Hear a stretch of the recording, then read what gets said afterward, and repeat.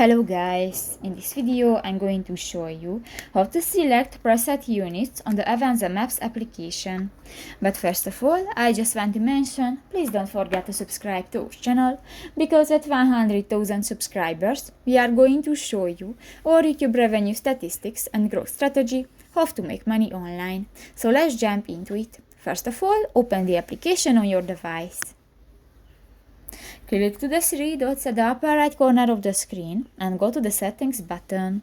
In the Settings section, click to the third option, the Units of Measurement. And here you can find the first section, the Preset, and here click to the Metric option. And you can select the Custom, the Metric, the Imperial, or the Nautical. And just select one, for example, I want the Imperial, and just click to the circle icon and done. And you can check the preset unit is Imperial. So that's pretty much it for this video, guys. See you in the next one. Bye bye.